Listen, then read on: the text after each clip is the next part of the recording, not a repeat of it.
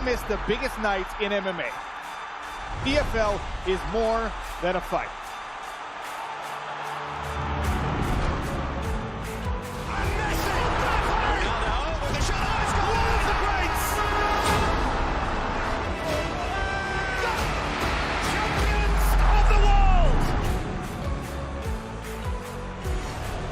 It's all to play for, which is so exciting. These teams have to come in here and give it their all.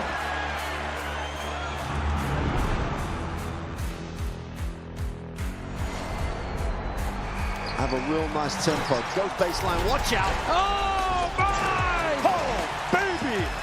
All the way down the runway for a big-time throwdown.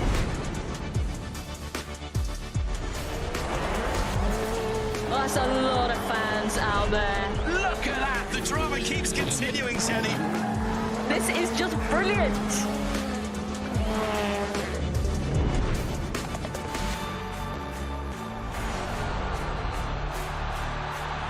He strikes. Starts as you mean to go on. But this is the danger of the top two guys, and that nuclear weapon that is. Whoa, hello, goodbye. Score! In the back of the net. And shoots. Score! Of Serie A action. We'll bring you so much of it here on the Zone. Magnificent. That is tremendous. Catching up on any NFL game is easier than ever before. Going deep for it all. Devontae Smith. He has got it. Touchdown. Your Eagles are world champions again. The Zone is the home of boxing. Really spurs you on, gets you going. Let's make history. Pure power. There's no way back from this, surely.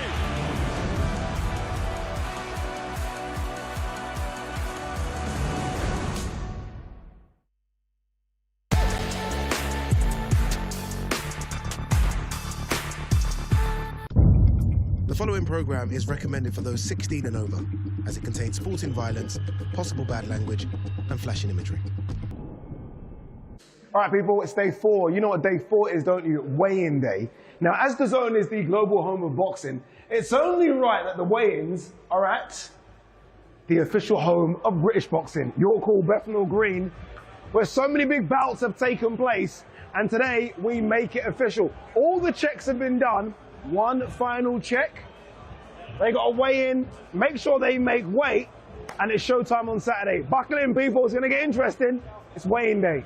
And just like their fathers did all those years ago, on November 15th, live on DAZN, Chris Eubank Jr and Conor Benn relight the family feud once more. There's just so much dislike between the two. It's going to catch fire again.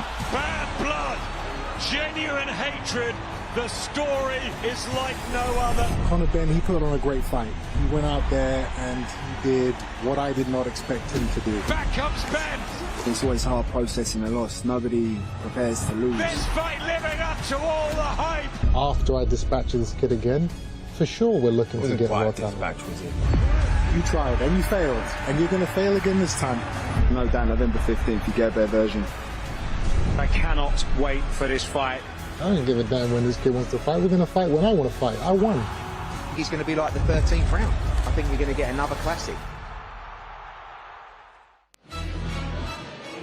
Here we go. Always looks good in the night, doesn't it? London. On a London evening, it's wet, it's windy, but that doesn't matter. We've moved from Canary Wharf, where we were for the last 3 days, to the gritty side of East London, at Bethnal Green, and we are at the traditional home of British boxing, York Hall, for the weigh-ins for unfinished business. Chris Eubank Jr versus Conor Benn 2, which will take place live and exclusive on DAZN tomorrow at the magnificent Tottenham Hotspur Stadium. Tony Bellew, Carl Frampton has joined us as well. They're making a racket now. The noise levels have gone up in here as well. You think it turn that music down for us, Tony? My God. Yeah, just DJ, if you can, just a little bit. Carl, I spoke to Tony yesterday. I got his thoughts on where he is in terms of how he thinks the fight will be won and lost. I haven't heard your thoughts on it. How do you think this fight's going to be won and lost? as we see them hit the scales this evening? I think it's going to be a similar fight to the last time. I think that Eubank looks to have done the weight easier. He looks like he's a little bit more comfortable in fight week. Ben looks a little bit bigger as well, as if he's grown into the weight. I picked Eubank to win the last one. I just feel that the last fight will have taken more out of him at his age than it will of Conor Benn. You got to remember, Ben was out of the ring for over a year prior to that first fight. There's been a quick enough turnaround as well. The fact that Eubank had a few days in hospital, I am edging towards Conor Benn here, but nothing would surprise me. The only thing that would surprise me is if it's a dull fight. I just don't see it happening. Yeah, Father Time waits for no one, right? And correct. Chris Eubank Jr. is now 36, and as you say, I mean, that fight did take a lot more out of him than it did Conor Benn, and I guess Chris wanted the fight to be in November as opposed to September as well. Maybe that's an indication that he needed a couple more months to get his body right for this one. How do you see it, Tony? Now that we kind of know what these fighters have weighed, how do you see it? The styles aren't going to change. You can't completely reinvent yourself in a couple of months, you know, in the space of 6 months. So it'll be a super fight again. It will be absolutely outstanding, you know, from start to finish. They only know one way, Eddie. Chris Eubank Jr. is not as good a boxer as he likes to believe he is. He's actually a better fighter than he is a boxer. I keep touching upon this. And Conor Benn only knows one way. So when you get a guy who's not the best boxer in the world and gets hit, and then you've got a guy who constantly attacks and is on the front foot, you've got a recipe that is going to make for a great fight. So it's simple, really. It's not, you don't have to be a rocket scientist to know these two could have 10 fights and all 10 will be brilliant. What do you make of the introduction of Bomac? Obviously, he was there for the Liam Smith fight, and many say that was one of Chris's best performances in recent years. What do you make of him coming back? Well, it doesn't surprise me. Bomac is, I mean, he's a great coach. He's got Terence Crawford, maybe the best fighter on the planet right now. It doesn't surprise me. Look, Eubank's changed trainers throughout his career. Yeah. I would love to know how many he's actually had since he's had more trainers than Nike. Yeah. But there's been a lot. I don't always like it, but if this is something that he always does, then he's going with a good one on Bomac. Good on him. It works for him. He gets one career. Yeah. He's got to make the most of his career. So good on him for changing trainers. He's had a different perspective, a different way of training with each and every coach, and that has brought him on as a fighter. There is no two ways about that. The more coaches you experience in your career, the better, in my opinion. That doesn't mean to say that you should be changing every time, because once you get the right coach in your click, that's where you usually stay. And I was very fortunate I came across Dave Calder, an amazing coach, but like I said, he's waiting to find his perfect coach. It's quite obvious that's why he keeps changing. One thing he did say to us a couple of days ago, he was in studio after he did his media public workout, and I think it was Barry Jones asked him a question about, do you struggle listening to coaches? Because he does come across as someone that only listens to himself, and he said he does. He finds it difficult not listening to his own advice. So maybe he's got someone there in Bomac who, because of what Bomac's done and who Bomac is, you've got to listen to him. I mean, that's a naivety if you're not listening to your coach. Like Tony just touched on, he's a good fighter, but he's not a great fighter. So you can't do it all on your own. You need to take advice from a coach, and maybe, you know, there's big egos involved and big characters, so maybe he's clashing with coaches and falling out with people. I'm not quite sure, but to say that he doesn't listen to coaches, what do you have a coach for? He may as well just sit in the corner on his own then. You might as well just get someone to give you the drink, because you're paying him 10% for absolutely nothing. Remember when his dad was in his corner early in his career and his dad didn't say anything to him? Did he? Remember, he just kind of looked at him. So I feel like he's almost taken from that. But even that, I imagine the dad was the same. I don't know if the dad listened to Ronnie Davies too much. Didn't look like it anyway. But yeah, Ronnie, you've seen him give him a slap in the corner many a time, tell him straight. Ronnie Davies is a really good coach, and he knows boxing. He's a fighting man, and he knows the game, he knows the sport. So someone like Ronnie, you know, you want him around, and listen, regardless of what I think of his dad as a person, a human being, he was an amazing fighter, and Ronnie Davies guided him throughout his career, so that speaks volumes. Yesterday was perfect, wasn't it, in terms of his dad being there at the press conference.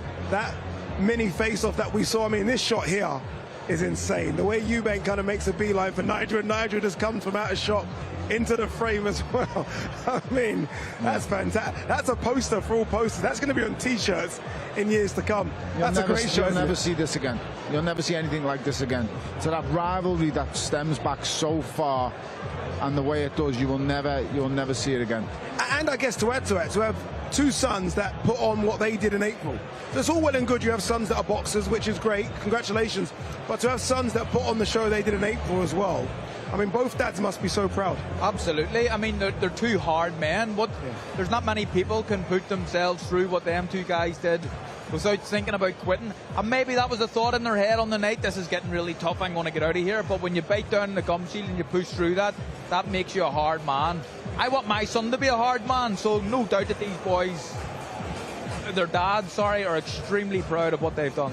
What's that like? A question to both, really. What's that like in a fight when it is getting very, very difficult and you do have to find, either you bite down on the gum shield or you find a way out? What's that like, and how easy is it to make that decision that I'm going to bite down on the gum shield? It's either in you or it's not. I don't know how to quit. You can't teach that. That's not something that can be taught in the gym. That's not something a coach can give you or pass on. You've either got it or you haven't. When the proverbial stuff that comes out the backside of the fan, you find out what's inside. You really do. You find out where you're at, and you find out, can I do it? And believe you me, it's lonely, it's hard, it's the dark moments that you go through. I'm not just saying this, and Tony, I know Tony's exactly the same as me. I would always, always, always rather go out flat on my back than stay on my knee or walk out. Jimmy Moore saved me in my last fight, and I was really annoyed. I was thinking, don't do that to me, don't do that to me. But in hindsight, when you look back, he's a coach who has the fighter's best interest at heart, and he made the right decision. But at the time, I was furious, absolutely raging. When I went at the end of round 7 against Usyk, and as we know, I'm ahead on 2 cards, and I'm judging on the 3rd card. At the end of round 7, I told Dave in the corner, I can't breathe, I'm exhausted. Dave, as a coach, at that time is supposed to go, that's it with the towel. He knew fair, well and play. He throws that towel, I'm going to throw him out the ring. And I love Dave Calder. He's the best professional coach I was ever around. But understand, I've walked in here, I'll walk out and I'm going out on my shield, because that's what I'm about. I'm not proud of it. I'm not. It's not a badge of honor. But believe you me, to beat me, you better be willing to go as far as I am, and I'm willing to die to win. And that's a bad thing to say, but I'm sorry, it'd be embarrassing, but that's just where I'm from. That's what I'm about. And I guess imagine the distance Tony can throw Dave Caldwell, by the way. Dave's shorter than me, believe it or not. We need to get Dave on set every now and again. It's just, listen, some fighters either have that mentality. We did. I've climbed off the floor. I've been dropped flat on me face and climbed up. It's a dark place to go in, but I'm not going to lie and say I felt this and I felt that. I don't. I just get up and I want to fight. I've got to fight. And I guess that's the beauty of this fight, because both of those guys are this. They've got that mentality. They've got that from their dads, isn't it? That's what Conor has. That's certainly what Chris Eubank Jr. has. That doesn't come from the fathers. That comes from them. And the fact that they have it with the upbringing that they had, they've never had to fight for anything in their lives. So you have to give them even more credit that they can put their bodies through that. Carla said, as fighters, we've come, 99% of us, we've come from nothing, and our dream was to get to the silk pajamas and the relaxing stage. These kids were born in silk pajamas, and they've thrown them off, and they've gone into the fire. I commend them so much, because to go through what we've gone through, and to be the champions we've been, and the nights, the lonely runs, the training, the workouts, it's so tough. They chose this life. This is all we had. We didn't have anything. This is what we do. That's what we are. They chose this, had they? It's insane, and I commend them both. The two of them are warriors. And we thank you both as well, because it's produced what we're going to see on Saturday. All right, let's remind you of the fight card. That's the main event we've been talking about. It really is a good undercard as well. Mickey Talon from the same neck of the woods Tony Bellew from. He takes on Fazen Shahid. Sam Gilly versus Ishmael Davis for the vacant British and Commonwealth Super Welterweight titles.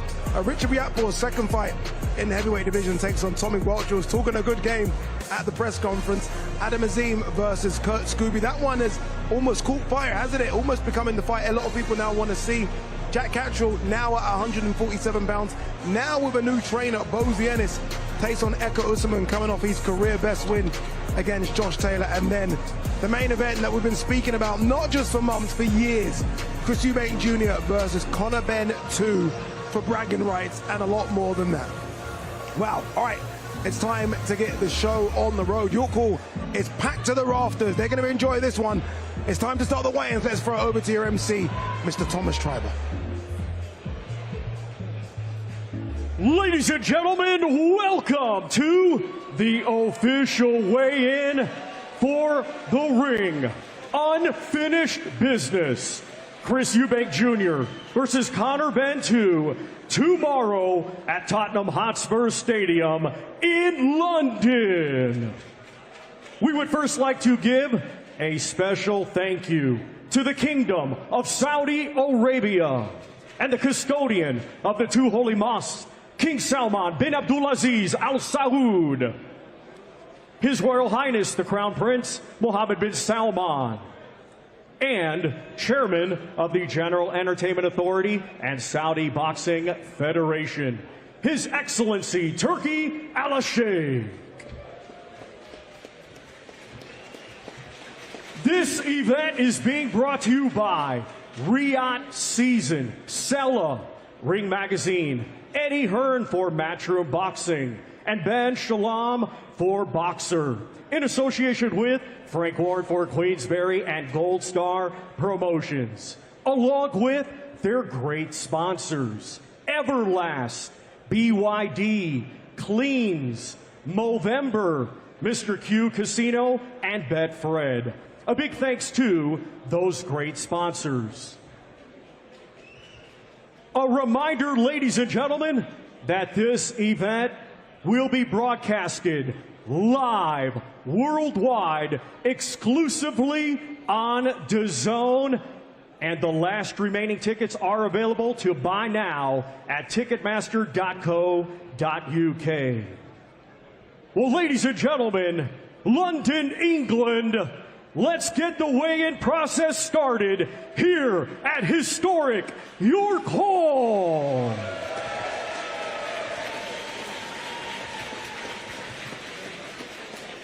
Our first two fighters competing tomorrow in a scheduled 6-round flyweight contest. Let's first welcome from Bradford, Yorkshire, England, his professional record, 4 wins, 2 defeats, and 2 draws.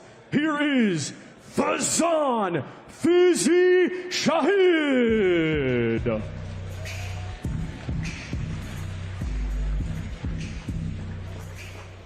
And now let's welcome from Liverpool, England. He had a stellar amateur career and now is a professional, undefeated with 10 wins, 1 win by knockout. Here is Mikey, the Omen Talon.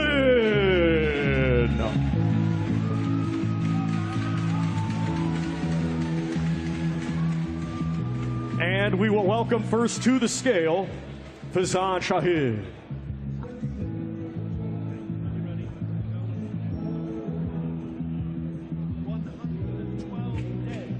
112 pounds for Fazan Fizi Shahid. Now to the scale, Mikey Talon. 111.8 for the undefeated Mikey the Omen Talon. And once again, ladies and gentlemen, these two competing tomorrow in a scheduled 6-round flyweight contest. Okay, as they welcome the fighters on the stage, we welcome Adam Smith to the studio. Adam, thank you very, very much. The voice of boxing. Mikey Talon, so many people talking about him. Good opportunity to impress in what will be a big stage tomorrow. Thanks, Addy. I really like Mikey Talon. He took his opportunity in Vegas ahead of the Canelo-Crawford event, and he's impressed His Excellency Turki Al-Sheikh, and he is a very, very fine young prospect. Trained by Joe Gallagher, of course. Wonderful to see Joe after his cancer battle free and doing what he does best. I think he's, yeah, a real talent. All right, let's hear it from Fazan Shahid first. He's on stage with Jamie Ward. Okay, Fazan, how good is this? Look, you've had that smile on your face all week. This is just the weigh-in, by the way. How have you enjoyed the week, and how determined are you to match the enjoyment of the week with a big win tomorrow night? You know what? I'm happy just to be here. These opportunities that come to people like us in Bradford. I'm in a big city. I've enjoyed every minute of it, and I'm lovely it. And I just want to thank everyone that was involved. Obviously, thank you to Turk Al-Sheikh, Matchroom, everyone. You know, I've enjoyed it, and Saturday, you'll see what I'm about, I can promise you. This smile is just a smile, but you'll see on Saturday. Top man, Fazan, wish you the very best of luck on Saturday night, of course, tomorrow live on DAZN. Mikey, over to you. What a stage. Look, you're no stranger to the big stage now in your young professional journey, but does this one feel extra special, do you think? Yeah, this is my first stadium fight, so can't wait to go Saturday night, and just want to thank His Excellency Turk Al-Sheikh for giving me another massive opportunity, and I won't let him down on Saturday again. Final prediction, Fazan's up for it, by the way. He's here to win. Is that what you want? Yeah, you know, that's going to bring the best out of me, so good luck to him, and we'll see you on Saturday. Top man, Mikey. Wish you the best of luck tomorrow night.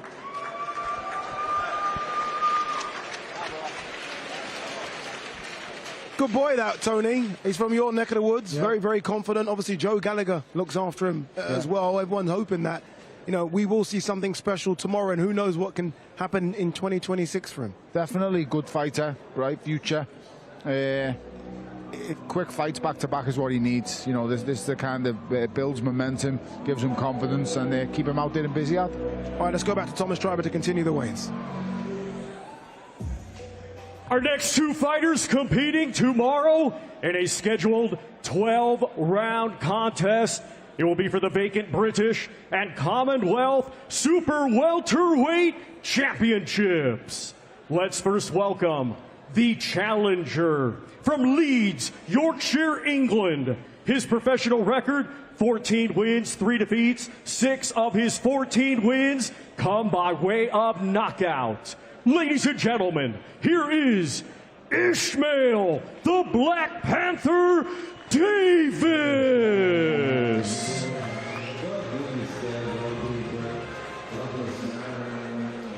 And now let's welcome the defending champion.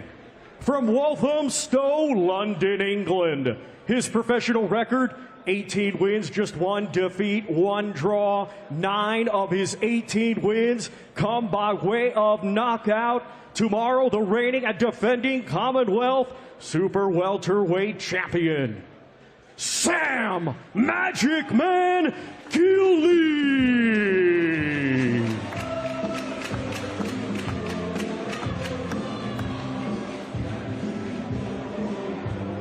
First to the scale, the challenger, Ishmael Davis.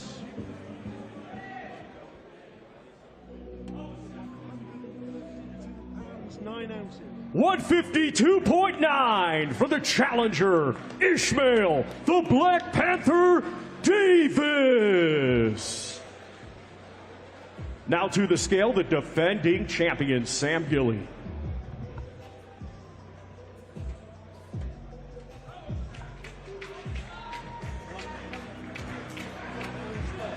154 pounds for the defending champion, Sam Magic Man Gilly.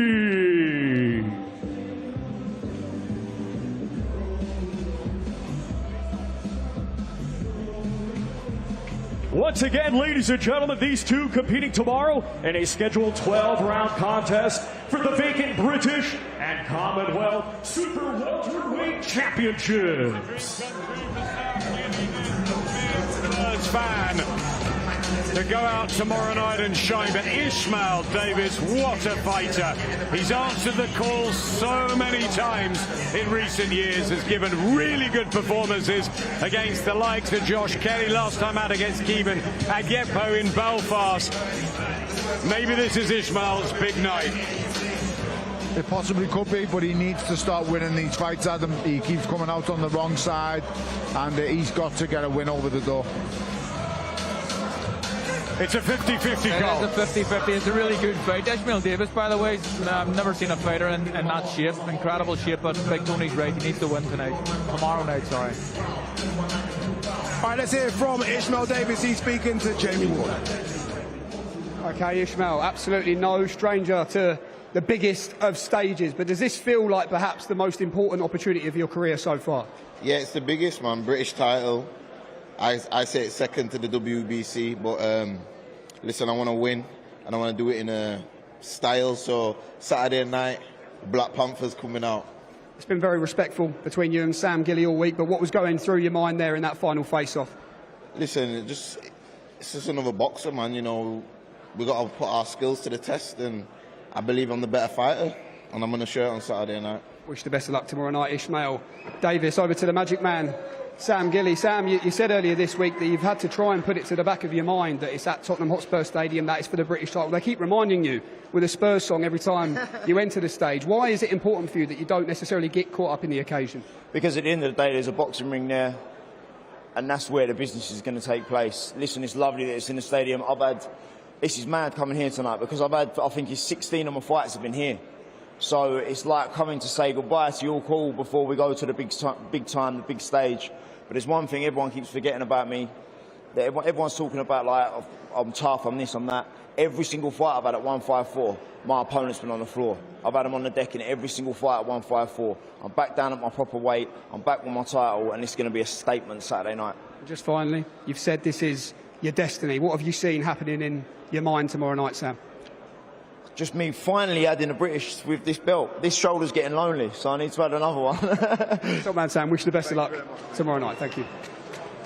Okay, guys, very quickly, trick question for Carl and Tony. Sam Gilly's nicknamed the Magic Man. Who are the other two Magic Mans in boxing? I know Adam knows this. Paulie Malignaggi. And? That's a good question. Come on, Tony, don't let me down. James Toney. Don't let me down, no. Antonio Tarver. Hey, well done, sir, well done. All right, that's enough of the... early not to get me, Addy. Enough of the game show. Let's go back to Mr. Thomas Schreiber. Ladies and gentlemen, tomorrow, the big boys of boxing will be in action. Our next two fighters competing tomorrow in a 10-round contest for the vacant Commonwealth Silver Heavyweight Championship.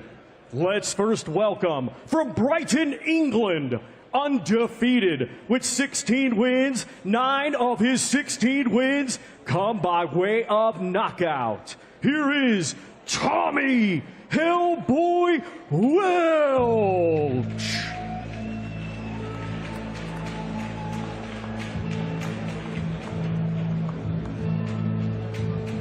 And now let's welcome from Walworth, London, England. His professional record, 18 wins, just 1 defeat. 14 of his 18 wins come by way of knockout. He is a former British champion and former world title challenger. Let's welcome Richard the Midnight Train Riakporhe.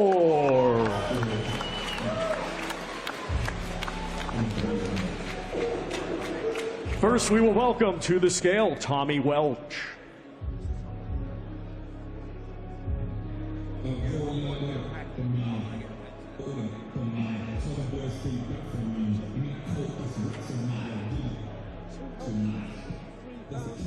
£233 for the undefeated Tommy Hellboy Welch. Now to the scale, Richard Riakporhe.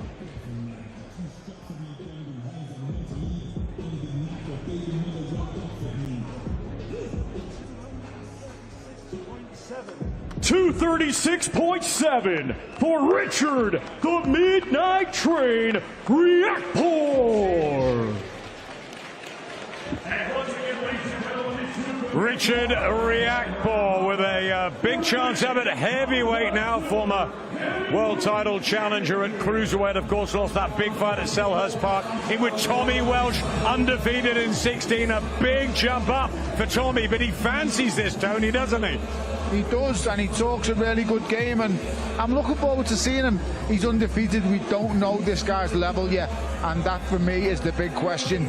Can he keep with Richard Riakporhe? Richard Riakporhe is a former champion, and knows his way around the boxing. Richard Riakporhe is stronger at this weight. I was amazed he could make cruiserweight. He's a big lump. I'm really looking forward to this fight. Impeccable condition, isn't he? Riakporhe. And he told me, Cole, this week he's so glad he doesn't have to boil down to cruiser now. I mean, it must be a dream when you're someone that's look at the size of the guy. He's a monster of a man, and it'd be like Tony doing light heavyweight. Absolutely night and day, having to get to not having to get to this weight. He walks around and does whatever he wants, but look at the shape of him. My God. All right, let's hear from Tommy Welch first. He's on the stage with Jamie Ward. Okay, Tommy, here we go. Laser focus there in the final face-off. Just give us a little window into the mind of Tommy Welch. What's the mindset? One sleep to go. I can't let you in, it might scare you. In terms of the plan, though, tomorrow, you spoke very well, as I say, yesterday. What will the world find out on the biggest of stages about Tommy Welch? We're done with the talking now. It's all going to be down to tomorrow. Just don't blink. Okay, love it. Tommy, wish you the best of luck tomorrow night. We'll roll straight into Richard Riakporhe. Richard, firstly, a question on the weight. You said, look, this is your second fight up at heavyweight, and you said at the start of the week it's nice to feel the legs underneath you when you get, especially to weigh-in day. How does the body feel? Yeah, feeling great, man. I love being at heavyweight, honestly, man. It's been hard at cruiser, man, but this is me, for sure. Tommy had a bit to say yesterday. He's just said there, don't blink. That's his final message. What's the final prediction and message from Richard Riakporhe? Yeah, it's going to be an explosive fight. Everybody tune in. I can't wait to let my hands go, man, tomorrow. It's going to be fun. Top man, good luck, Richard. I always wonder, when cruiserweights, and you're probably the best person to ask it, Tony, when cruiserweights move up to heavyweight, how do you know what amount of weight to put on? Like, when do you know, what's your ideal weight to fight with? You'd have a training weight out there, whatever you feel best at in sparring. Mine was 15 stone. When I fought David Haye in the rematch, that was the perfect weight for me. 15 stone on the nose. A pound over, I feel sluggish. A pound under, I feel a bit drained. So that was all your sparring's done at that and all your fighting. Can I ask a question, Tony? I imagine you probably sparred at that when you were a cruiserweight, 15 stone, and then having to boil yourself down. Yeah. You just stayed there as a heavy. I would walk around at 16 All right, guys, stone. don't get too much into it. Thomas is over there waiting. What's this? A podcast? Thomas Schreiber, back to you. Our next two fighters competing tomorrow in a scheduled 12-round contest, and it will be for the vacant WBO Intercontinental Super Lightweight Championship. Let's first welcome, coming to us from Duarte, California, USA. He brings a professional record of 18 wins, just one defeat. 16 of his 18 wins come by way of knockout. Ladies and gentlemen, here is Kurt Scooby.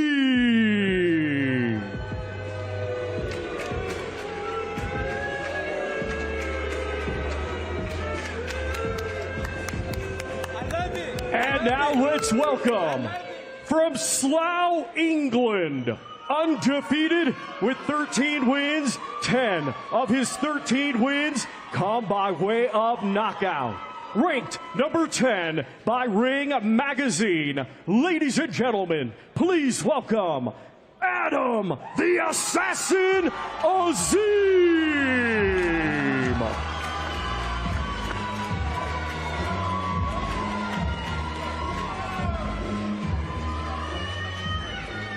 First to the scale will be Kurt Scooby.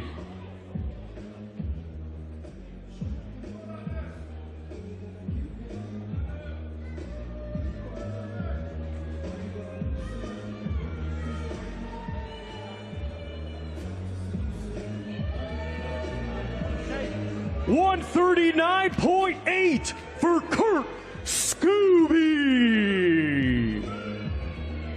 Now to the scale, Adam Azim.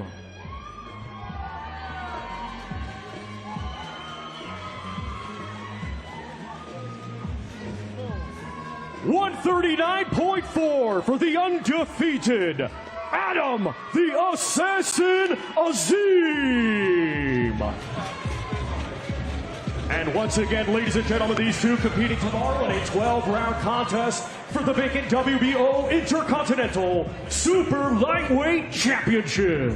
Well, he's played his part, hasn't he? Kurt Scooby, who came through from the Box Raw, a sparring club, and he's got his big opportunity. He can hit, he can really punch early, but Adam Azim, Tony, in my opinion, one of the hottest fighters we have. I agree. I think this kid's the quickest fighter in the country. His hand speed is unbelievable, unparalleled. But this Scooby's the first guy who's trying to get under his skin, get in his face, and that will be, you know, I don't think that's going to faze Adam Azim at all, but like I said, this is the first time it's happened to him. All lessons to learn. He did it at the press conference. He's trying it again here. Carl, this Kurt Scooby from America, but Adam's keeping his cool. Yeah, he is keeping his cool. But look, this is something that's going to help Adam in his career going forward. He's going to come up against these sort of loudmouths.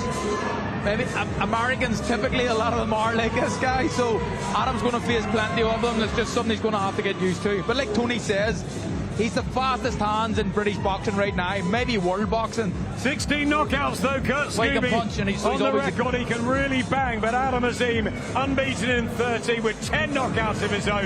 As Tony says, one of the quickest fighters in the world and one of the most promising. Him or Ryan Garcia for the speed. Unbelievable speed. It's like Amir Khan. Yeah. That's what it's like, the hand speed. I thought he was going to hit him on the head with that trainer for a second. I thought, 1 second. Listen, he's doing everything he can to get him off his game plan. The last thing Scooby needs is this boy coming in and putting him on a jab, boxing him and moving away with his legs. He needs this boy to have a fight with him in the middle of the ring to stand a chance. Adam Azim will be stupid enough to fall. He's got a very good coach in Shane McGuigan in his corner, and that is important. He needs to play his part tomorrow. He's got a brilliant coach in Shane McGuigan. Also, Addy, he's got a huge team around him now, Adam Azim. They've got breathing coaches, conditioners, mental, physical parts, everything inside his cap. He is honestly being trained for superstardom. And he might need it tomorrow against Kurt Scooby, who's on stage right now with Jamie Ward. Jamie. Kurt, we've loved your energy this week, but just tell us, what were you saying to Adam Azim there in the final face-off? I must break you. I must break you.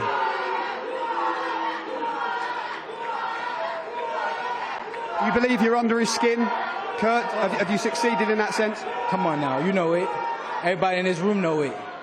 I live in rent-free, baby. Rent-free and rent is due. How do you do it tomorrow night? How do you beat Adam Azim? Final prediction. Break. Break him. Break him. Break him. Break him. Break him. Yeah. Yes, sir. Okay, Kurt, wish you the best of luck tomorrow night. The message clear there, Adam, from Kurt Scooby. He says that he's under your skin. Is he? No, he's not. He keeps thinking that's all mentally. He's only doing this reaction because he's scared. So I'm not fazed by anything. My job is to smash him on Saturday night.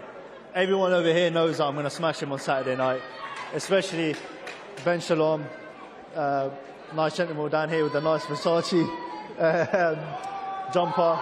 And I know for sure Eddie Hearn knows I'm going to smash him as well. So let's get that straight. What were you saying back to him there in the face-off? I just said I'm calm, I'm collective. Like, there's no point in me reacting.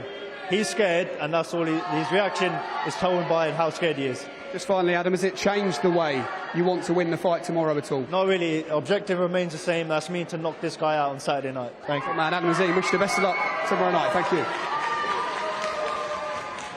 I love this. I love that. I mean, it was supposed to be Abdullayev.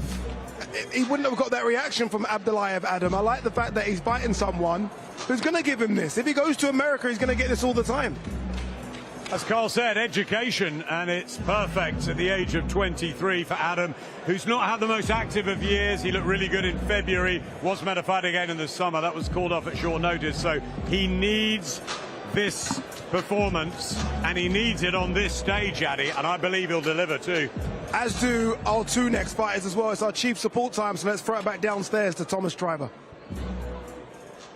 Our next two fighters competing in tomorrow's chief support. It is scheduled for 12 rounds, and it will be for the WBO Global Welterweight Championship. We will first welcome the defending champion from Nottingham, England. His professional record, 22 wins, just 1 defeat. 8 wins come by way of knockout. ranked number 10 by Ring Magazine. Let's welcome Echo the Engine Essuman.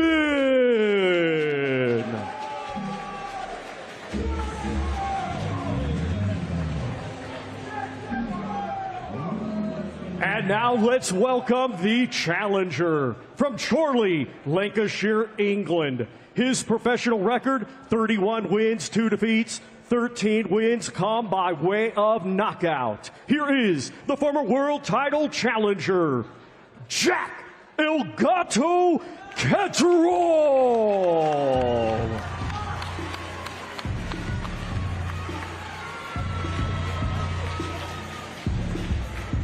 And we welcome first to the scale, Echo Essuman, the defending champion.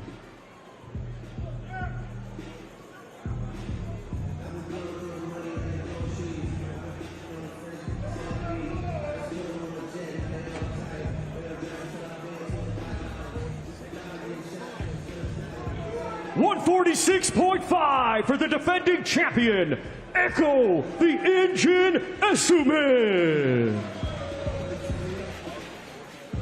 Now to the scale, the challenger, Jack Catterall.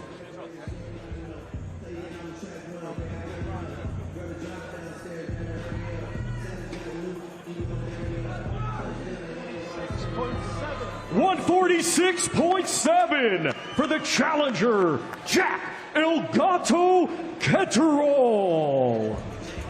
And once again, ladies and gentlemen, these two competing tomorrow on our Chief Support 12-round schedule for the WBO. What a fascinating Chief Support here. Jack Catterall, El Gato, moved training camp from Jamie Moore, longtime trainer, over to Bosie Ellis in Philly, in with Echo Essuman. They've sparred before. Essuman in real form at this stage of his career, and naturally big welterweight as well.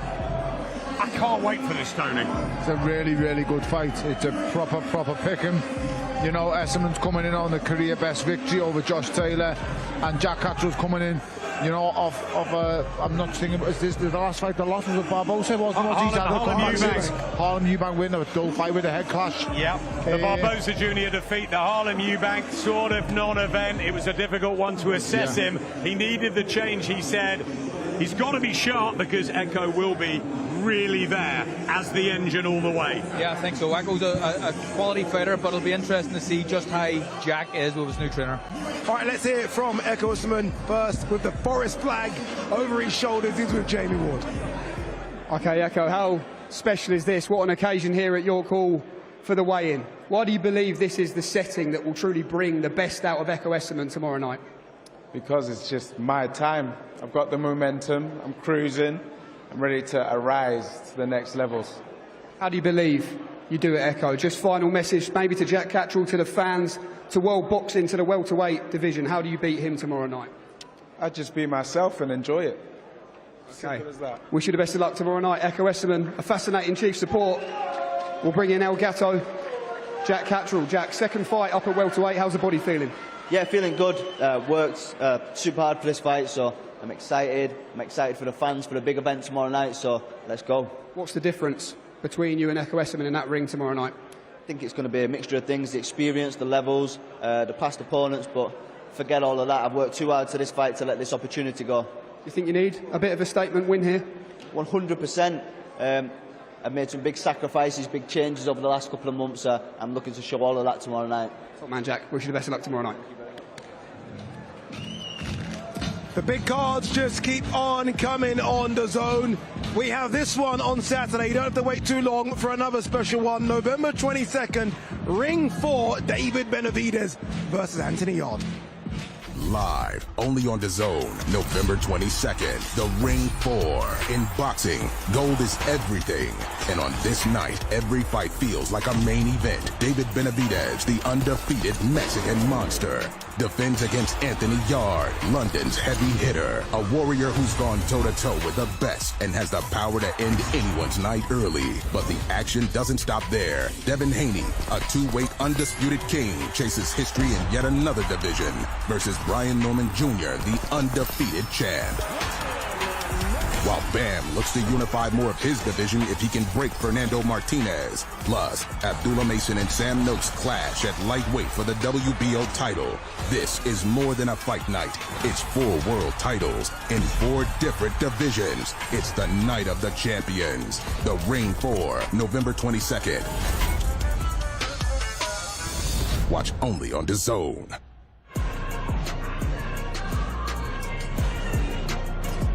That really is an incredible card.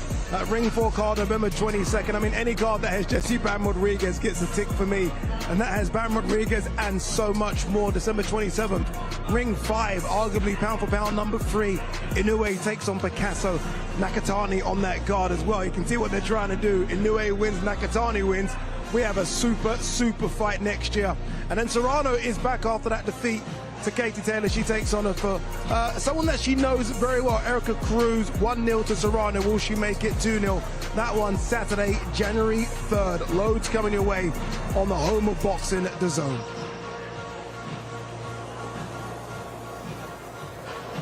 All right, that was good. That was fun. We all enjoyed that. Great to have Adam Smith as well with us. By the way, you can see a ring behind us.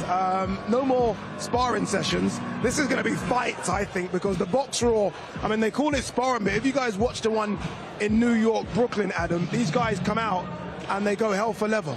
I missed the one in Brooklyn because it was Katie Taylor, Amanda Serrano 3 that night, but I was there in Riyadh for the second one. This is the third one tonight, and I cannot wait for it. There's a whole host of young British prospects on there, some I've seen before. Good fighters. It's going to be some scraps. It'll be brilliant. Yeah, the one in New York that I was referring to, Kurt Scooby fought on that. I think we're going to show it now. Got a knockout. I mean, yeah. Look, I mean, this is what I'm trying to say.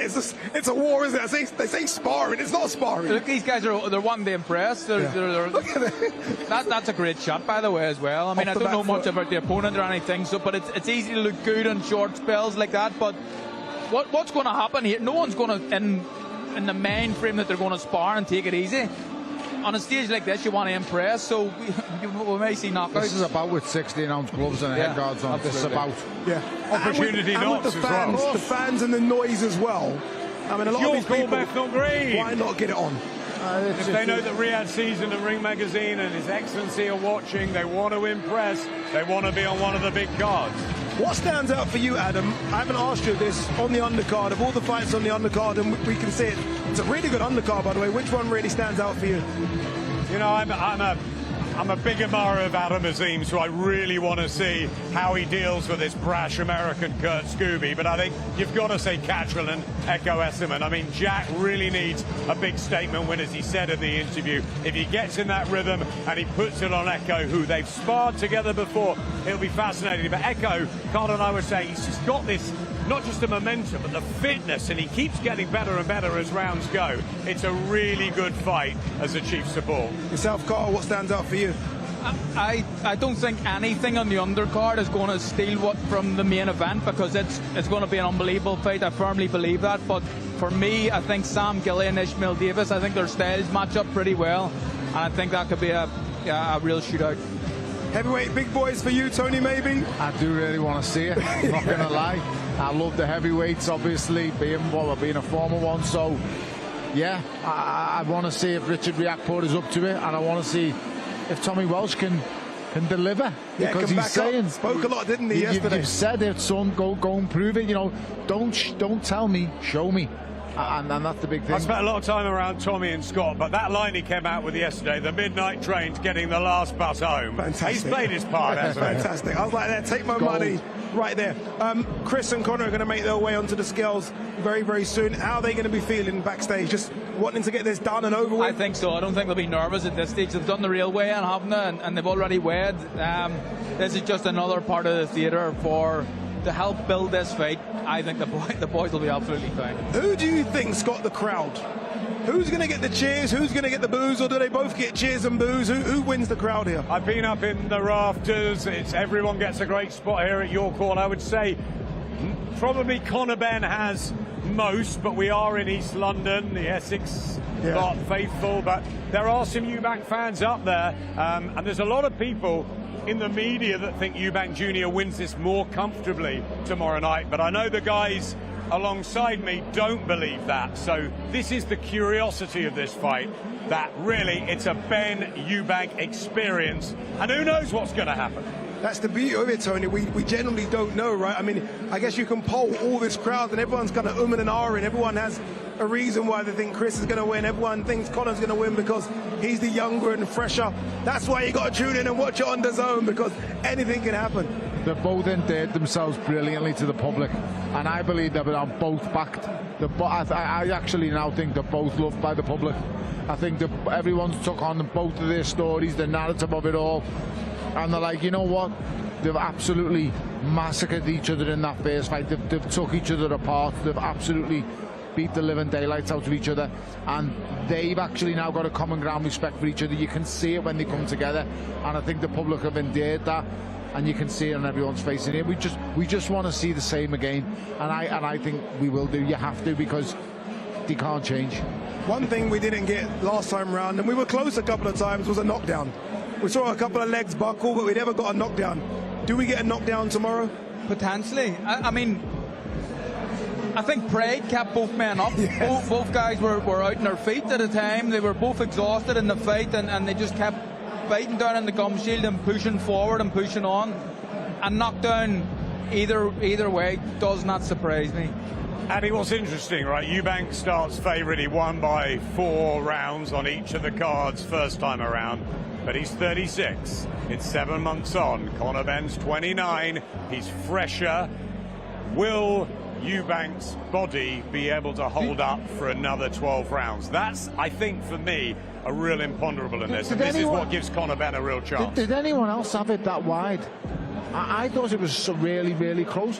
Have it by 4 rounds. But the judges had it, didn't they? I can't remember, but I think it was about 2 or 3. I had it. Eubank won the fight. 4. No, I agree. I thought Eubank was the winner, 100%. I agree, but I had him winning by 1 or 2 at the very most. Tony, you know about weight and making it and how long your careers go on. Chris has been around a very, very long time. He looks phenomenal, but will that 12 rounds have taken a chunk out of him and enough out of him to give Conor Benn the win? I said it yesterday, Adam. There's never been in the history of boxing a weight change fighter getting stronger than the championship rounds of fights. Never happened. Do you know why it's never happened? Because it can't. It doesn't exist. Carl knows, man next to me. We've been weight changed. When I make 12 stone 7, it butchered me, it killed me. I never had a good 12 rounds in me as soon as I hit 30. Carl knows even more. Super bantam. Carl, tell them. I think we've been tricked a little bit by how tough it is for Eubank. And he tricked me, to be honest, but his last time, the day off weigh-in, he came in, the day of the fight weigh-in, he only weighed an extra 8 pounds. That isn't someone who's struggling with a rehydration problem. I boxed at 122, and it was so difficult for me to stay within 132 in the IBF rules that I was waking up the next morning still dry. How much weight did you have to lose, Carl, on the morning of weigh-ins? On the day of the rehydration limit? Between 6 and 8 pounds. Yeah, huge amount. Now there you go. That is the sign of someone who's really tight at the weight. Now me making 12.7, it was a killer, and I had to make the rehydration course for the Donna Stevenson. I couldn't do it. The master of trickery is the Eubanks, so I guess we shouldn't be surprised. All right, let's show you inside the Eubank camp. Here's a little snippet of what you can expect if you watch this on the DAZN platform.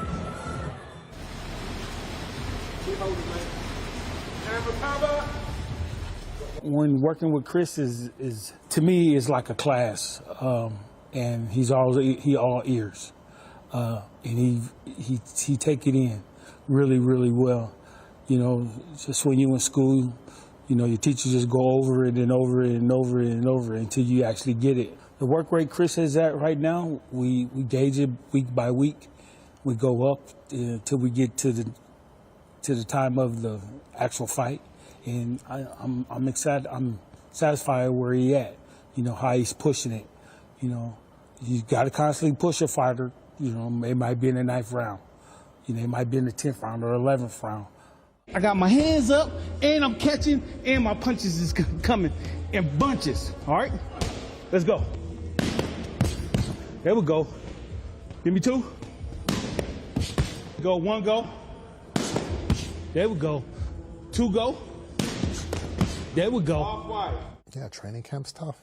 Training camps are, a lot of the time, camps are harder than the actual fight because it's weeks and months and days and days and days of continuous pain and struggle, and you've got to push as hard as you can because when it's all said and done, when that bell goes, the man who pushed himself harder in training, the man who put his body through the most stress, put himself in the most uncomfortable positions he could, that man is the man that's going to win. Yeah, you've got to pull the glove off now. You've got to pull it. So hold it at the top. Pull as hard as you can. Stand up. Pull. I'm okay. You okay? That's good. Give me a hand. Up, up. When you fall up, when you fall down, you get up straight away, always. Raheem is, he's what happiness is to me. I'm just happy when I'm around him. Even we don't even have to be doing anything. I can be on the Xbox with him. He can be at the gym with me. If he's there, I'm happy. And this is the first camp I've had where he's kind of been a part of my camp. You know, he'll stay at my house. He'll come to the gym with me, and it's amazing. I've never had this before, where I'm walking into a gym happy because he's there.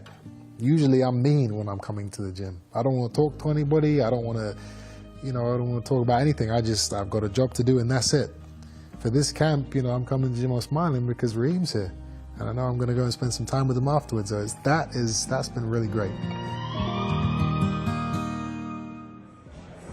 That's a lovely moment, isn't it? Always fascinating to see what fighters have to go through in training camp and then what they have to go through on fight night as well. All right, it is time for your main event weigh-in. Thomas Treiber has been replaced by the greatest MC there is of all time, Mr. Michael Buffer. Ladies and gentlemen, good evening and welcome to the 100-year-old fantastic venue for sports and boxing, especially here in London, York Hall, one of the all-time greats. And this is the official weigh-in for Unfinished Business, Ring Unfinished Business. Chris Eubank Jr. and Conor Benn, Episode 2. It's all tomorrow night at Tottenham Hotspur Stadium here in London. A special thanks, ladies and gentlemen, for making this all possible, to the Kingdom of Saudi Arabia and the custodian of the two holy mosques, King Salman bin Abdulaziz Al Saud, His Royal Highness the Crown Prince Mohammed bin Salman, Chairman of the General Entertainment Authority and Saudi Boxing Federation, His Excellency Turki Al Sheikh. This is a presentation of Riyadh Season, Silla, the Bible of Boxing Ring Magazine, promoters Eddie Hearn for Matchroom Boxing and Ben Shalom for Boxer. Sponsored by Everlast, BYD, Cleans, Movember, Mr. Q Casino, and Betfred. And we expect 60,000 fans tomorrow night at the stadium. There are still a few tickets left. Just go to ticketmaster.co.uk and get a ticket. You gotta be there if you're in London. It's 12 rounds of boxing, the main event, and on the line, no belts. It's for pride, it's for honor, it's for legacy, and it's for bragging rights. Ladies and gentlemen, let's get ready for the weigh-in for the main event tomorrow night. And welcome the fighters to the scales. Making his entrance first, in the company of his dad, the Hall of Fame two-time world champion Nigel Benn. This fighter has an outstanding record consisting of 23 victories, 14 big wins by knockout, only one defeat. He looks for revenge tomorrow night. The former WBA Continental Champion from Ilford, Essex, England, Conor the Destroyer Benn.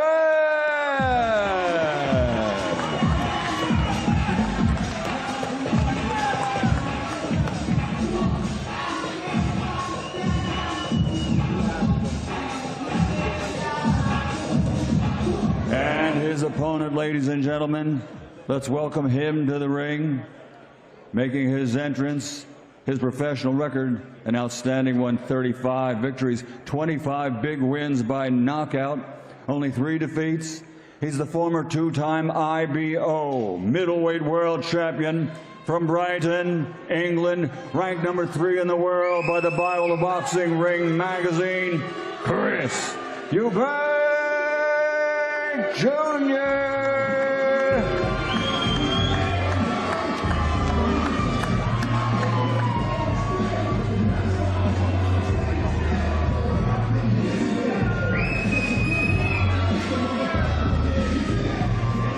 7 months ago, they stepped into the same ring. Episode 2, tomorrow night. First onto the scales. His record, 23 victories, 14 wins by knockout, that 1 defeat.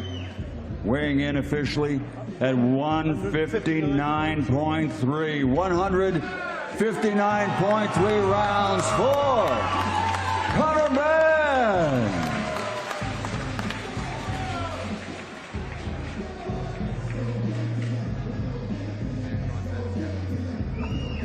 Stepping onto the scales next with a professional record consisting of 35 victories, 25 big wins by knockout, only 3 defeats, 2-time IBO middleweight world champion. Tomorrow night is for bragging rights. On the scale at this time, please welcome Chris Eubank Jr.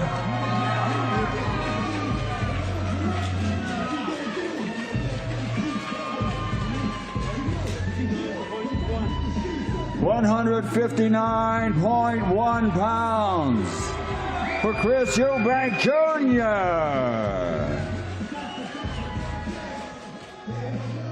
Eubank Jr. looks in incredible shape, incredible. And look, just to be clear for those people watching at home that maybe are confused, this is the ceremonial weigh-ins. Yeah. So he would have put on a couple of pounds since the official weigh-in earlier in the morning, and he still looks in great shredded, shape. doesn't he? Ripped to the bone. So much better than the last time. It'll be interesting to see if anything happens here. Between Conor, the Destroyer Benn, Chris Eubank Jr. Just intense, isn't it? So intense. But there's a respect there now, isn't there? The boys have the respect. They both admitted that, but pride is a big thing, Addy. These guys will fight their heart out again to make sure they can do whatever it takes to have their hand raised.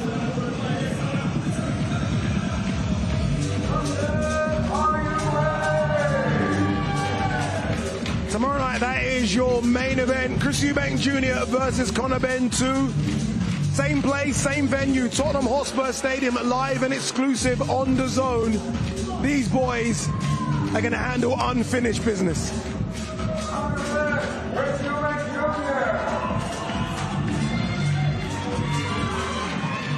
No more pushing, no more shoving, no words spoken in that face-off. I think they've done enough of that in the last couple of years. It's just now about time to get down to business. And these boys will do that tomorrow. I have a feeling they're going to do one more little face-off here. I kind of feel like they're going to... No one wants to break away, do they? Conor looking incredible as well. Ben looks in great shape. He looks a bit bigger this time than he did the last time, I think.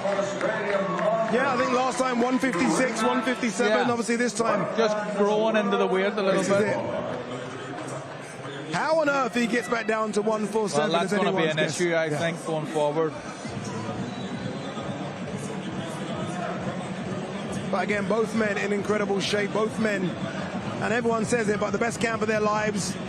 I think both men are going to produce an incredible fight on Saturday. If it's anything like the first fight, then everyone's in for a treat. And I don't think it really can be too much different than the first one, unless there's an early knockout, which I don't see either. But I just think that the two guys fight the same way, and I think it's all down to Conor. Conor only knows one way to fight, so he's going to force Chris into a fight that he doesn't want to have. Chris would much rather prefer to keep it at arm's length. Conor won't allow him to do that. All right, let's hear it from Conor Benn. He's on stage topless with Mr. Jamie Ward. Okay, Conor Benn, here we go. The last word. Just tell us exactly what is going through the mind of Conor Benn 1 day out from fight night. I'm just excited to get in there and do the business and put on a great show for the fans, for the supporters. It's a blessing. It's a blessing, man. Slightly heavier this time than you were on the Friday in April. Was that deliberate? Are you happy with how you've weighed in here today? Yeah, I mean, listen, obviously I'm a welterweight, but for this fight, I want to come in heavy and come in at the weight I am. Chris can do what he wants. I'm not concerned about him and what he does. Ultimately, I'm fighting a middleweight, so I'll come in at middleweight. For all your supporters, the Benn fans who want to see revenge, redemption tomorrow night, what is your message to them? What happens in the ring tomorrow night, Conor? Final word. Do not miss it.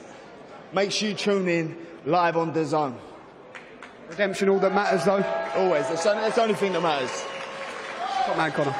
Wish you the best of luck. We'll head over to Chris Eubank Jr. Thank you, Conor Benn, for a final word. Chris, good to see you. The last word with yourself as well. Weight made, mentally, physically, what's going through your mind right now, one day out, and how does the body feel? I'm feeling good. Everything is on track for a Chris Eubank Jr. KO win. How excited are you, Chris, after all the sacrifice in this training camp, behind the scenes with Bomac, just to pull everything together tomorrow night, get back in the ring and do what you love to do and do best? As you just said, this is what I love to do. It's my life. I'm not excited. This is who I am as a human being, as a man. I was born, I was bred to fight. And I cannot wait to go out there tomorrow and show the world what I'm made of once again. And a final message to your fans as well, Chris, who will be there in their tens of thousands tomorrow night, who want to see Eubank's supremacy cemented forever. What do you believe happens to Conor Benn in that ring tomorrow? What's your final message? The first fight was a Fight of the Year contender.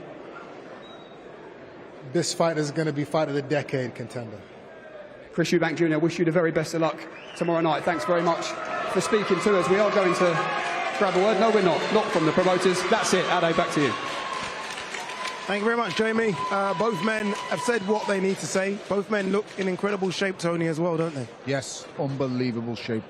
The levels of sacrifice and dedication they will have gone to get in that kind of shape is commendable. So, yeah, watch, tune in tomorrow. I can't wait. Yeah, indeed. I mean, I think we both know, and they know, I guess, more than most, because they share 12 rounds with each other. They're going to have to go for a lot of hurt and pain tomorrow. Yeah, they will. I think they're expecting it as well. I don't see an early knockout. I really don't. I think that Chris looked a lot more healthy this time around, and I think Conor looked noticeably bigger, stronger this time around as well. So if it all comes together, it might even be a better fight than the first one. Imagine that. It'll be interesting to see who wants to go there first, who wants to go the dark place first. Conor. I think it will be him. He has to, Carl. He has to go there first, and he will do. But Chris has to match him sooner or later, because I think this is a fight where one of these boys wins 7 rounds. You've done the job. You've done enough. And I think if Conor comes out there and paces himself correctly this time, I think he wins 7 rounds clearly, and that'll be the difference. He can fight for 3 minutes of a round. Chris can't fight for 3 minutes of a round, but he can win big round. He can win a big round with a minute of good work. Right, Eddie Hearn's joined us in the studio. Eddie, both men looked incredible on the stage there. Yes, we know these are ceremonial weigh-ins, but they almost look like they weighed in right now, because both look shredded to the bone. Yeah, more interestingly, the scales are on, which is quite unusual. There's a bit of an incident. Do you want to tell us? Do you want to tell us, Eddie? Do you want to tell us? Basically, the board have put the scales on, but we all know they weighed in earlier today. And Eubank got on the scales, and with his paranoid mind, I think he thinks someone wants to see his weight. So he's like looking at the scales, and I thought he was going to turn the scales off. But unbelievably, Conor Benn was 167 pounds, and Eubank was just 165. Which I found fascinating. You know, I mean, I think he's tricked us all, Eddie, and he tricked me. I don't see someone that has only added a few pounds on from that weight. I know what it was like, and Tony knows.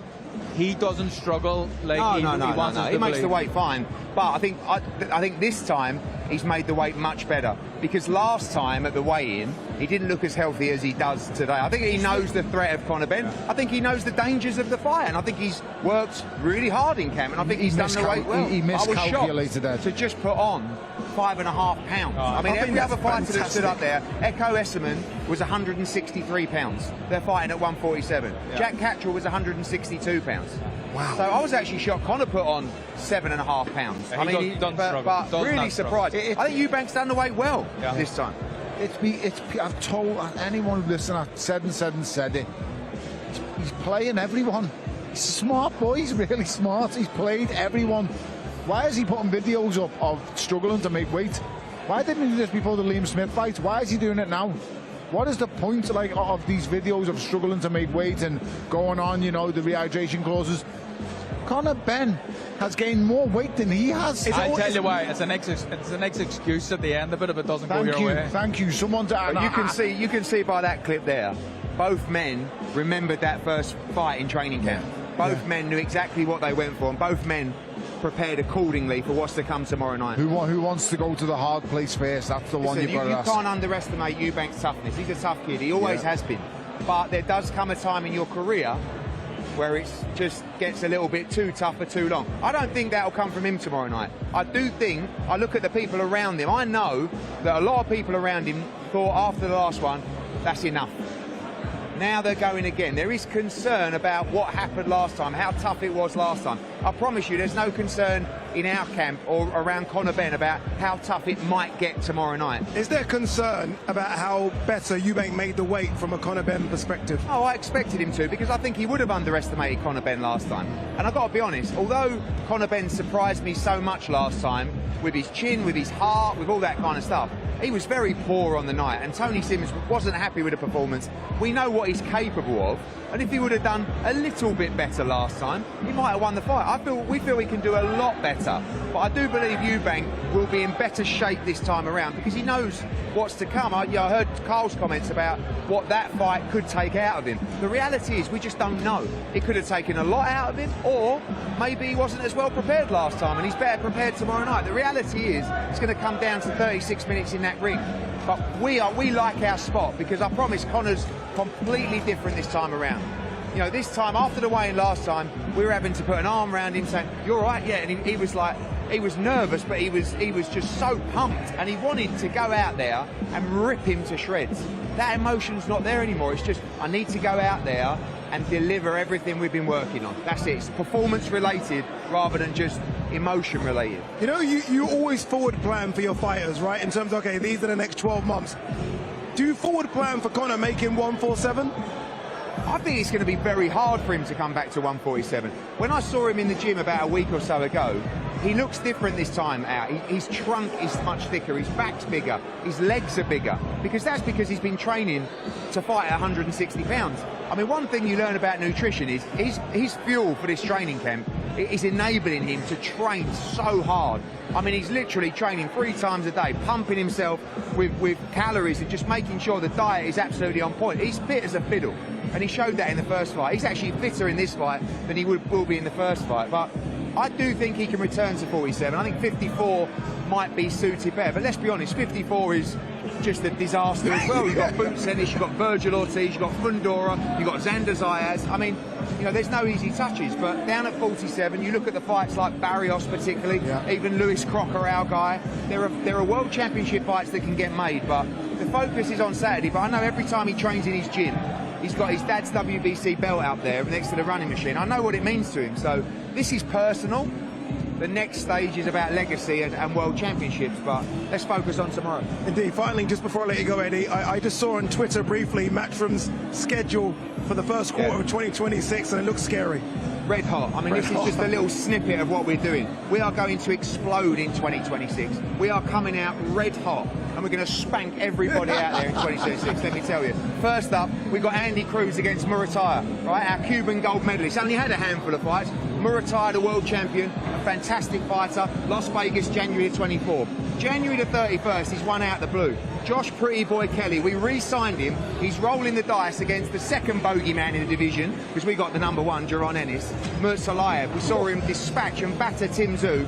It's the first world championship fight in the Northeast for over 10 years. Josh Kelly gets his world title shot January the 31st. February the 21st, we're back in Nottingham for the Bad Blood rematch. It's win or you're out the game. Josh Warrington rematches Lee Wood in a brilliant rematch at 130 pounds. And then one of my favourite fights, Feb 28th. It's, for me, one of the best fights in boxing.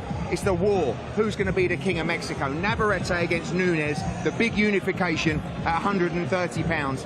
It's an unbelievable start to the year, and we're not even touched the surface, Ade. Honestly, you think that's good, you wait till you see what's coming. The Zone, the global home of boxing, get on the Ultimate Pass, but more importantly, get on tomorrow night. 70,000 people at Tottenham Hotspur Stadium. Come on, Come on. We're going to war tomorrow night at the global home of boxing. Do not miss it. This is what we live for.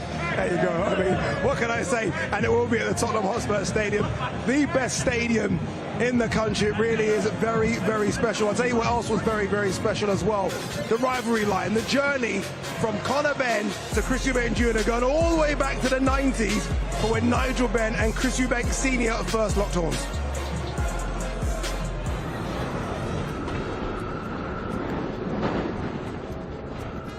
Welcome on board the Rivalry line. Today we're going to take you on a journey through one of British boxing's most fiercest rivalries. Earlier on in his career, Chris used to beg his dad to fight. Then Chris Eubank Sr. was always like, no. And then he got his wish. I'll let you try. All you've got to do is tell me the word. If you tell me, I'll help you. Okay? Dad, I've already said yes. Stop saying you say yes or no. I want to do it. You want to do it? Yeah. Okay.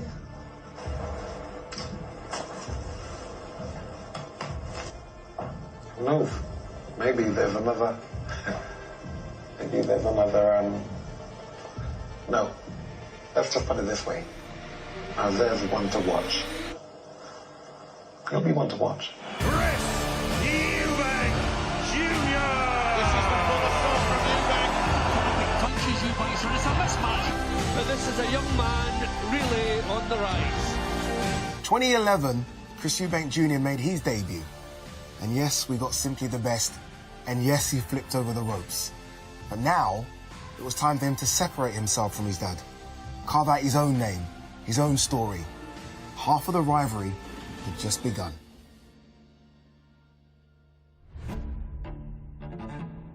So 5 years after Chris Eubank Jr. had flipped the rope and made his debut, a young man by the name of Conor Benn had made his way from Australia to England. He made his pro debut.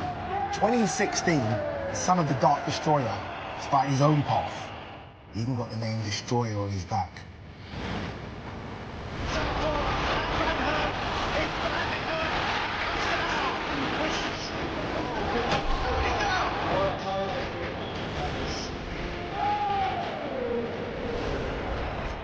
Surely we weren't going to get what we thought we were going to get. Eubank versus Benn, Chapter 2. Yeah, this is where part 2 of the rivalry really started. Let's get this party started!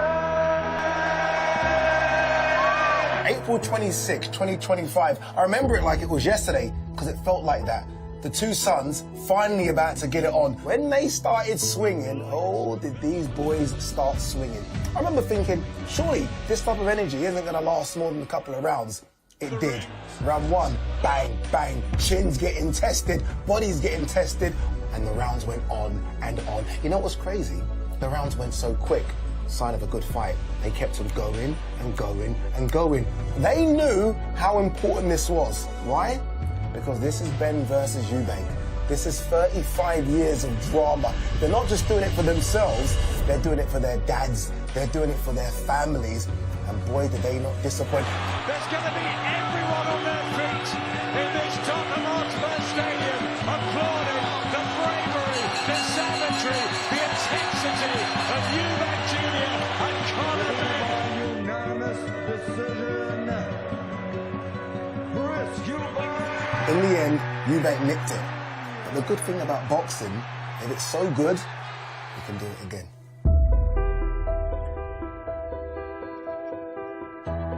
All right, here we go.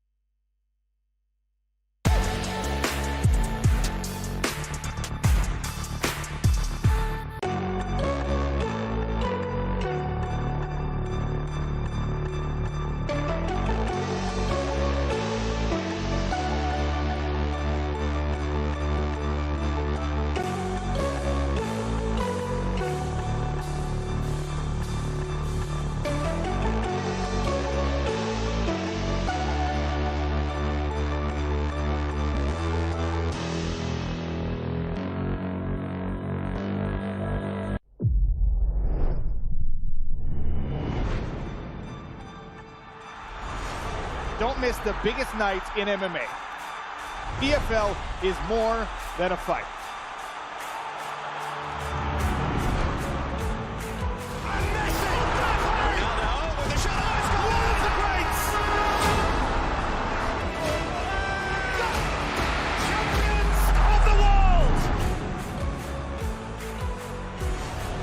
It's all to play for, which is so exciting. These teams have to come in here and give it their all.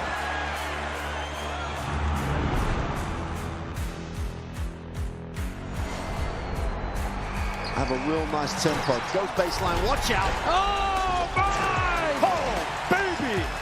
All the way down the runway for a big-time throwdown.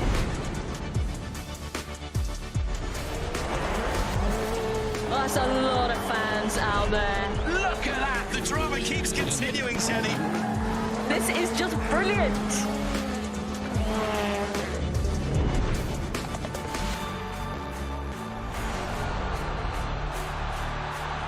He strikes. Starts as you mean to go on. But this is the danger of the top two guys, and that nuclear weapon that is. Oh, hello, goodbye. Score! In the back of the net. And shoots, score! Of Serie A action. We'll bring you so much of it here on DAZN. Magnificent. That is tremendous. Catching up on any NFL game is easier than ever before. Going deep for it all. Devontae Smith. He has got it. Touchdown. Your Eagles are world champions again. DAZN is the home of boxing. Really spurs you on, gets you going. Let's make history. Pure power. Oh, there's no way back from this, surely.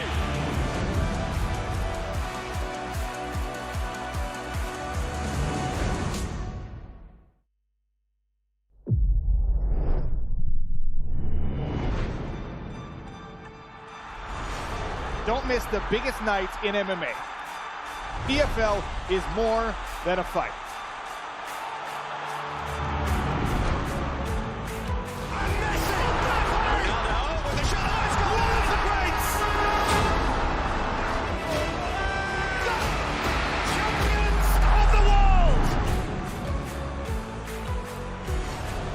It's all to play for, which is so exciting. These teams have to come in here and give it their all.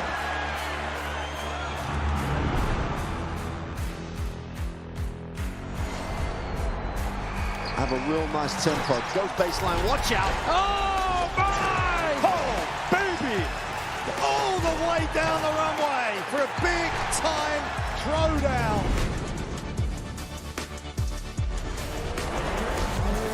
That's a lot of fans out there. Look at that! The drama keeps continuing, Jenny. This is just brilliant.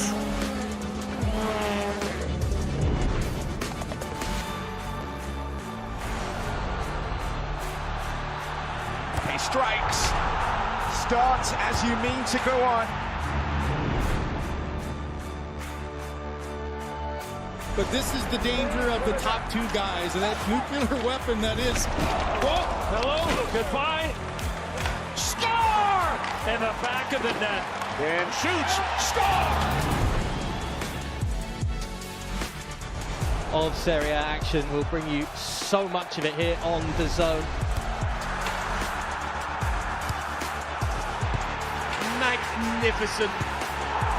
That is tremendous. Catching up on any NFL game is easier than ever before. Going deep for it all. Devontae Smith. He has got it. Touchdown. Your Eagles are world champions again. DAZN is the home of boxing. Really spurs you on, gets you going. Let's make history. Pure power. Oh, there's no way back from this, surely.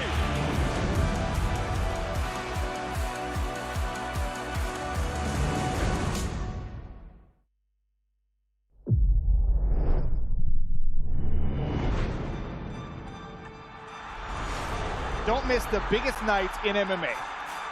PFL is more than a fight.